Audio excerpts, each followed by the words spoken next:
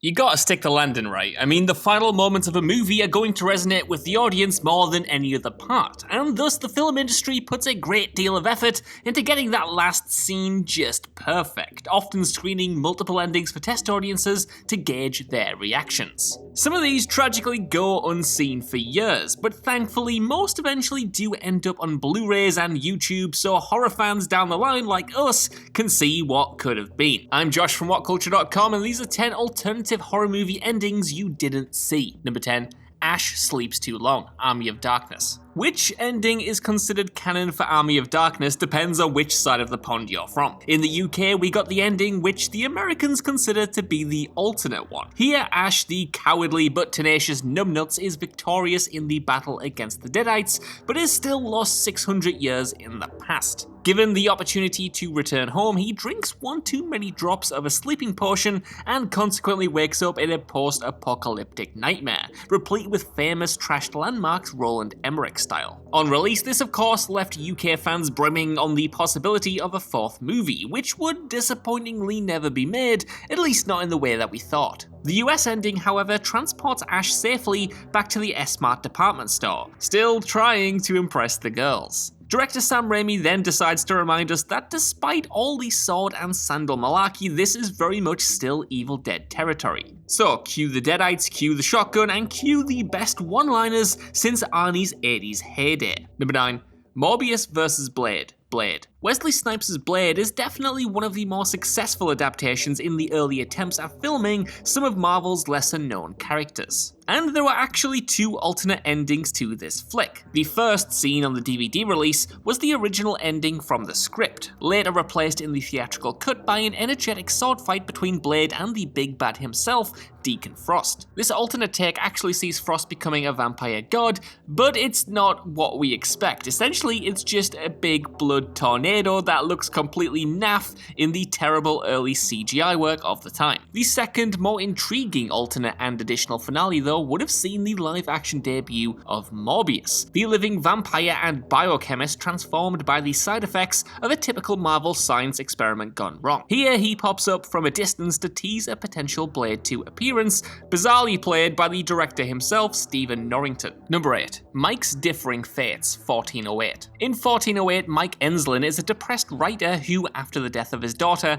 has taken to churning out pulp garbage on America's most haunted hotels. When an anonymous postcard piques his curiosity, he decides to visit room 1408 in New York's Dolphin Hotel, despite attempts to dissuade him by the hotel manager Mr. Orlin due to 56 people having died in that very room. Apparitions, paintings that come to life, and extreme hallucinations of his dead daughter all lead to Mike torching the room himself within it. The theatrical cut ends with his funeral and Orlin listening to the voice of Mike's dead daughter on a dictaphone, proving the existence of the supernatural. There are, however, not one but two alternative endings. The first, in which Mike survives the ordeal, reunited with his estranged wife. This time they both hear their daughter's voice, again proving Mike's story of ghostly experiences within the room, with the added positivity of a marriage rekindled. In the second one, Mike still dies, but here the closing sequence has Sam, Mike's lawyer, finding the dictaphone whilst reading a manuscript written by Mike in 1408. Sam's office door slams and is followed by the voice of Mike's father, repeating a line from earlier that alludes to his dementia.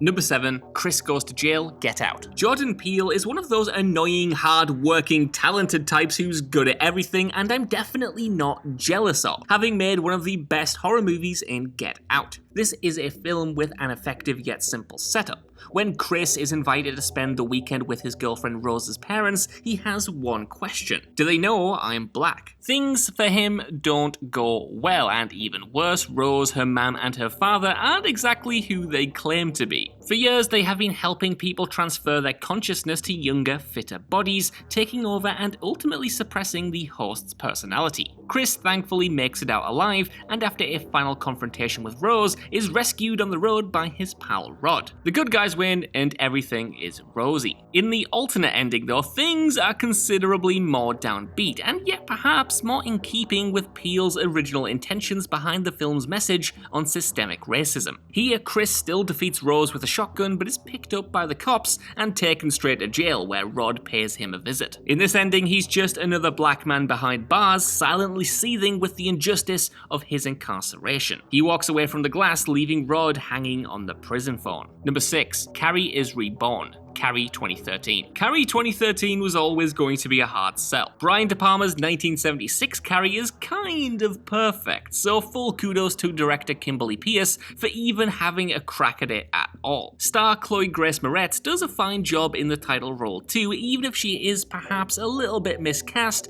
and never quite nails the nuances of Sissy Spacek's abused teen with lethal powers of telekinesis. The original ending for the remake was a pretty ineffective rehash of the 1976 legendary jump scare. Here, Sue Snell, a surviving teen with a guilty conscience, visits Carrie's grave, placing a white rose upon the headstone and leaves, right before the stone cracks and Carrie can be heard screaming from beyond the grave. For the Blu-ray release though, someone decided that they could do better than this, and this time a pregnant Sue places the flower, and we then immediately transition to her 9 months in the future giving birth. Here, out pops Carrie's bloody hand instead of a baby, grabbing Sue's arm and surprising the audience. Fortunately, it's not a real birth, and Sue then wakes up from the nightmare in the arms of her mother, resembling the 1976 finale, certainly in style, if not in substance. Number 5. Evan Gets Revenge, Knock Knock. Knock Knock is an absolute bonkers movie. It follows two women who happen upon the house of Keanu Reeves' Evan, a married father who's currently home alone, and then invite themselves in. Inside, the two seduce Evan and then make his life hell after they all have sex,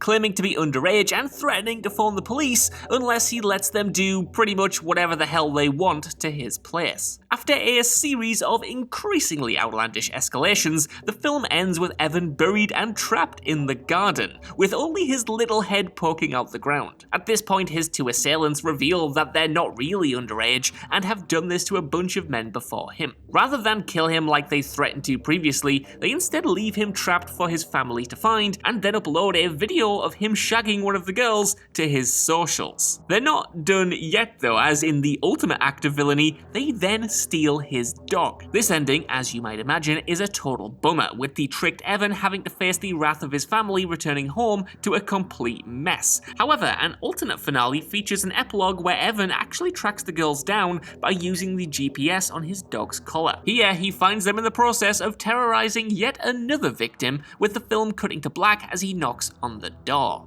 Number 4. NORAH escapes underwater. In the year 2050, NORAH is an engineer on a deep-sea drilling operation rig, which from the very opening is doomed to destruction. What her and her team don't know is that the literal Cthulhu straight from the pages of a Lovecraft horror and all of his imaginatively realized gelatinous minions are pulling the station apart and devouring the survivors. Consequently, a desperate escape attempt ensues. NORAH and chums have to climb down a thing and swim through another thing to eventually get to the thing that'll take them back to the surface. At this point though, NORAH takes one for the team and stays behind to detonate the reactor core, as there's a severe lack of escape pods left, taking both her and Godzilla's slimier big brother to a watery grave. In the alternative ending, however, she restores power to the final escape pod, using her locket chain to fix the circuit, in a nice callback to some personal tragedy, that being the loss of her partner, that her character experiences off-screen. The theatrical ending is downbeat and sacrificial, and the alternate ending has a more resounding message of hope and survival, so it's kind of down to personal taste on this one really. Either way, the end credits had implied a potential sequel, but sadly Underwater 2 Cthulhu Takes Manhattan is still yet to materialize.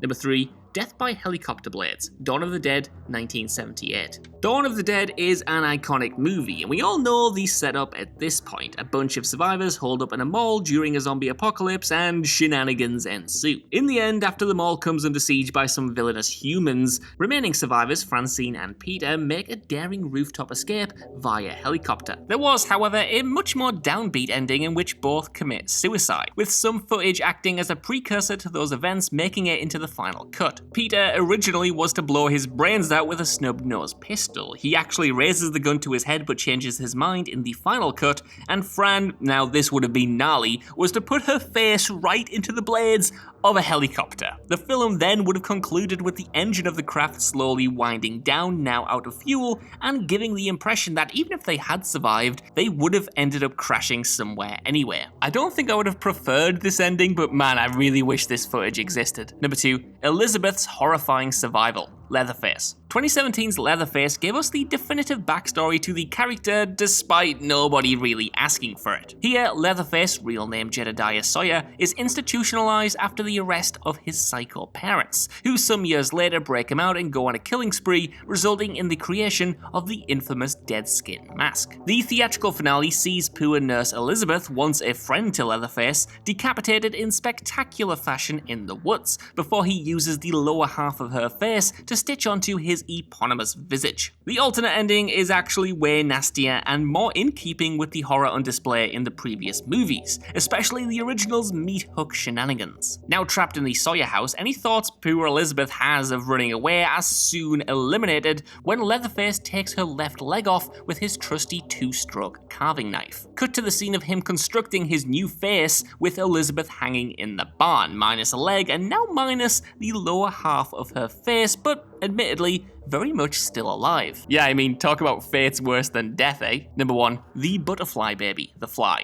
Okay, so quick recap for the uninitiated. In The Fly, Jeff Goldblum plays a scientist who becomes genetically fused with a housefly while attempting to perfect teleportation technology.